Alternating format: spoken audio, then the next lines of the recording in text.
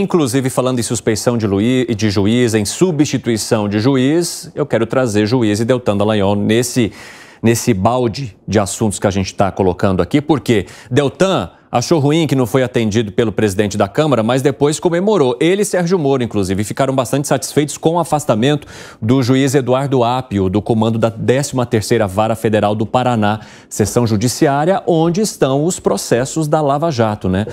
Sérgio Moro saiu, entrou Gabriela Hart, que depois deixou a posição, entrou então Eduardo Apio, que está passando por uma situação agora de investigações, e Gabriela volta a assumir esse cargo. O que Sérgio disse? Nunca tinha ouvido falar na história judiciária brasileira de um caso no qual o juiz de um processo teria ligado ao filho de um desembargador que revisava suas sentenças, fingindo ser uma terceira pessoa para colher dados pessoais e fazer ameaças veladas. Realmente, tudo isso aqui que foi colocado pelo juiz Sérgio Moro são as investigações que pesam sobre, agora, Eduardo Apio, que foi afastado, então, deste cargo. Como é que vocês veem essa movimentação? Porque Apio também é e sempre foi um grande crítico de toda a forma como a Operação Lava Jato foi conduzida por Sérgio Moro e pelos promotores do Ministério Público. Piperno. A gente pode exibir de novo esse... Pode, vamos colocar aqui. Eu queria chamar a atenção para um pequeno detalhe desse texto, olha, no qual o juiz de um processo, nunca ouvi falar, teria ligado. Ou seja, ele nunca ouviu falar de alguma coisa que, por enquanto, está no campo das hipóteses, como ele admite, teria ligado. Eu quero dizer o seguinte, se o juiz Apio realmente ligou, ele tem que ser condenado. Ele não apenas afastado de tudo isso, mas ele tem que ser condenado. Mas ele usou esse termo aqui exatamente porque as investigações ainda estão em curso. Ele não poderia fazer uma acusação dessa sem ter certeza, não é, Piper? Ué, mas então, como é que ele disse que nunca ouviu falar? Então, veja, ele começa fazendo uma ilação e depois disso ele coloca no condicional. Ou seja, nesse tweet do Sérgio Moro, a gente, por enquanto, não tem informação alguma, não tem ainda uma história. O que há é um juiz sob investigação. E as acusações são muito graves. Se esse juiz que está sob investigação tiver sua culpa comprovada, ele não tem que ser apenas afastado, ele tem que ser condenado, porque aí teria feito algo muito irregular, até criminoso. Agora, diga. E se ele for inocentado?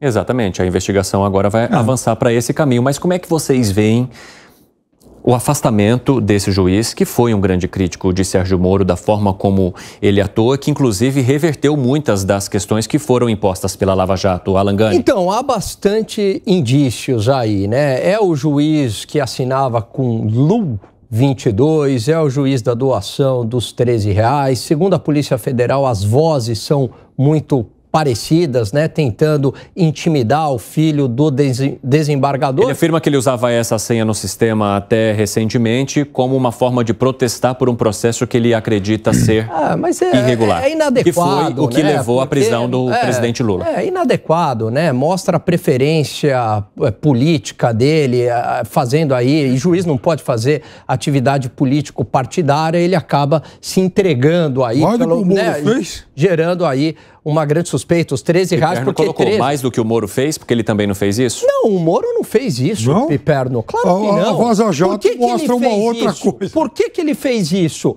O Moro, na verdade, ele colocou, né, ele julgou e colocou grandes corruptos, não só de um partido, mas de vários partidos na cadeia. E detalhe, Piperno, as decisões do Moro foram validadas na segunda instância também. Então você está pessoalizando no Moro, então vamos falar da segunda instância também. No caso teve até terceira instância. Até terceira instância. Deixa eu te ouvir nesse meio termo aqui, Segreve, diga. Mas não é a primeira vez que o juiz Apio já fala isso. A questão, por exemplo, ontem teve um vídeo em que ele, quando a gente avalia as posições corporais, né? Tem coisas bem estranhas aí. Mas ele mencionou, eu coloquei o Lula 2022@gmail, eu doava R$13, mas eu não tenho nada a ver com petista. Seria assim, eu uso a camiseta de São Paulo, mas eu sou palmeirense. Falou, não fecha com nada isso. E essa questão de análise, de investigação tem que ser, é muito grave. Se o juiz realmente ligou para o filho do desembargador, fazendo essa velada ameaça é uma coisa muito grave, tem que ir atrás mesmo. Agora, o Moro só pode colocar teria porque não é passível ainda de uma sentença ou uma determinação. Como que vocês veem as comemorações de Moro e Dallagnol nesse caso? Bom, veja, primeiro que os dois são atacados não só pelo juiz, mas principalmente pelo advogado Rodrigo Tacla Duran. E essa história... Lembrando Rodrigo que o Tacla Apio Duran, foi afastado cautelarmente. Tá? Isso, ele pode voltar. Cautelarmente, exatamente. E para que o processo siga e a investigação ocorra. Então, vamos esclarecer também quem são os personagens. Ele teria ligado para o filho lá do Malucelli, que é o pai, é o desembargador, que inclusive queria prender o Rodrigo Tacla Duran no momento em que o STF já havia dado, inclusive, liberdade para que ele retornasse ao país e fizesse os seus depoimentos em que ele apontaria supostas culpas de Moro e Dallagnol. O filho do juiz era sócio do Sérgio Moro em uma banca. Então, vejam, todo esse caso, ele é muito estranho. Esses personagens, eles estão muito conectados com relações, assim, para lá de duvidosas e suspeitas. Vocês acreditam que essas relações duvidosas colocadas pelo Piperno interfiram de alguma forma numa ação que foi ou teria sido realizada por Apio, Gani? Olha, eu acho que as evidências aí são muito fortes contra este juiz. E claro, né, o Tacla Duran, ele foi um confesso criminoso. Ele fez uma colaboração premiada. O discurso do Piperno, né, coloca ele como se ele fosse um inocente. Não. Eu só disse o seguinte, ele é um réu, confesso, mas também confessou que pagou para uma série de pessoas que estão do lado dos investigadores. Então, ele se propôs a depor e a falar sobre isso, e foi impedido. Aliás, a Lava Jato não quis ouvi-lo. Continua, Gani. Não, eu acho que há uma completa inversão aí de valores. É claro que eu não posso ainda julgar, né, o que esse juiz fez, mas as evidências contra ele são muito fortes de promover atividade político-partidária, de uma ligação intimidatória. Agora, esta comemoração, essa vitória é o que sobrou, né? Quer dizer, é um naco ali que sobrou nesse combate à corrupção que fez o Dallagnol e o Sérgio Moro. Por que eu digo isso? Porque os grandes poderosos estão soltos. E aí não tem muito o que comemorar. Então, pessoas que foram condenadas pela justiça estão todas soltas hoje. Então, vamos lá. A lista é extensa de pessoas que tiveram seus processos anulados, como Eduardo Cunha, como Gedel, como Cabral, como o próprio Lula. Todos tiveram seus processos anulados. Não tem muito o que comemorar no país da impunidade. Segré. Sabe que a definição de dissonância cognitiva é quando nós não queremos acreditar no fato que nos é mostrado. É como se alguém do nosso entorno, familiar até, tivesse uma acusação formal e vem alguém e mostra um vídeo, inclusive, e a gente fala, não acredito nisso, porque o nosso cérebro se nega a interpretar essa realidade. No caso político, acontece algo muito parecido. Nós temos, cada um de nós, preferências ideológicas ou pessoais com determinadas pessoas. E quando aparece essa questão, dizendo não é possível, porque isso não aconteceu, e a gente se fecha a isso. A minha visão em termos judiciais é que a justiça deve trabalhar, confio na justiça brasileira, mesmo que às vezes algumas sentenças não são agradáveis a essa ideologia que manifestamos. Mas se não entramos num terreno muito de risco, porque se é uma coisa que nos agrada, estamos de acordo. Se é uma coisa que não nos agrada, é lawfare ou é acusações informais ou que não tem validade. Na minha visão, muito subjetiva, se alguém comete algum delito, não interessa a ideologia, não interessa se foi juiz, se hoje é deputado. O que eu gostaria realmente é que ele tenha a sentença correspondente pelo delito e que, independente da sua ideologia, seja um exemplo para que outros não façam a mesma coisa. Ô Piperno, quando a gente usa esses argumentos, né, de que esse juiz que foi afastado neste momento, Eduardo Apio, teria ali relações com Lula ou apoio a Lula, é como se colocasse também ele e Moro no mesmo saco? Porque a gente está falando de um ex-juiz da Lava Jato, Gani e Segré, que também deixou o poder justamente para ser ministro de um governo que é opositor ao atual, que é o de Jair Bolsonaro. Como vocês enxergam essas relações?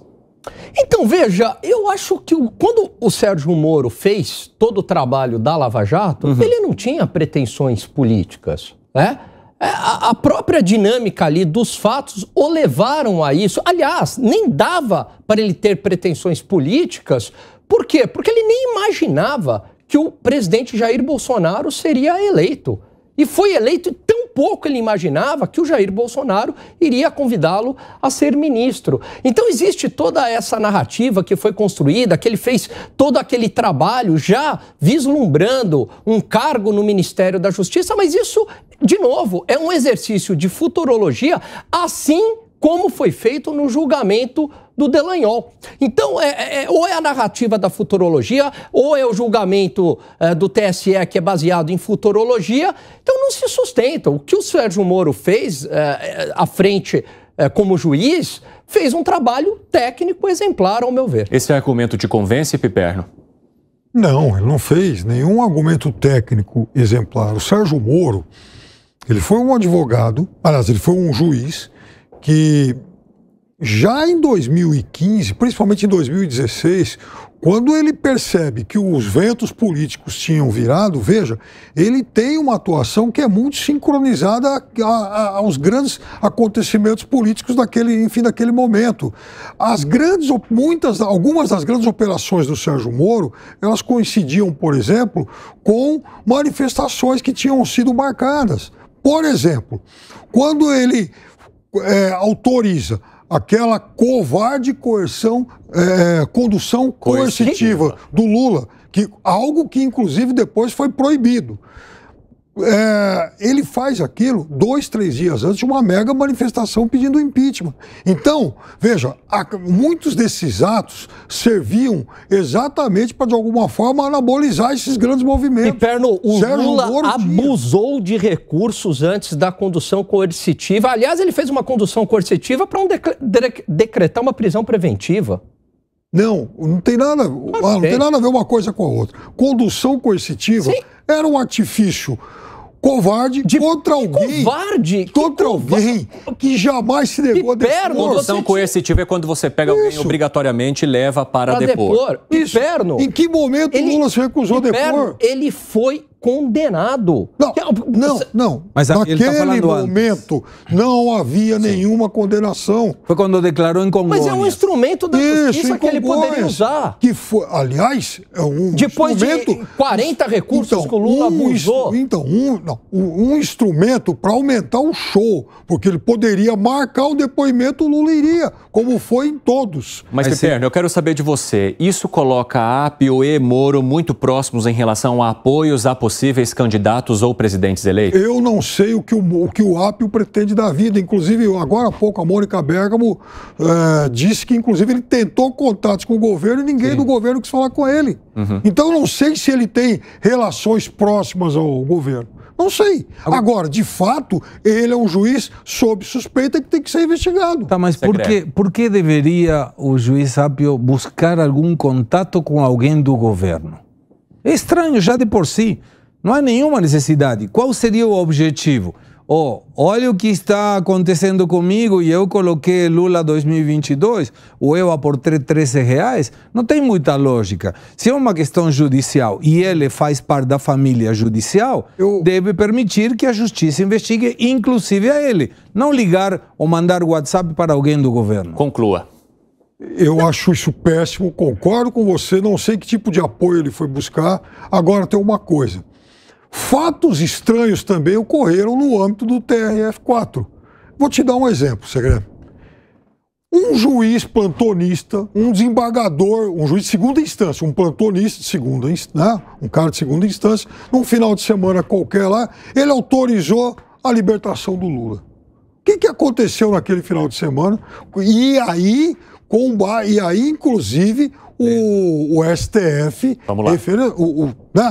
O Sérgio Moro, que estava de férias, juiz de primeira instância, ligou lá para alguém enfim, presidente do TRF4 e conseguiram barrar isso. O STF considerou que um juiz de primeira instância não poderia ultrapassar um juiz de segunda, um desembargador, e mesmo assim o TRF4 manteve decisão. Me lembro que naquele momento o ministro Marco Aurélio Mello, hoje um crítico ferrenho do Lula, falou, pô, é só no Brasil em que um desembargador atropela uma ordem de um ministro do STF.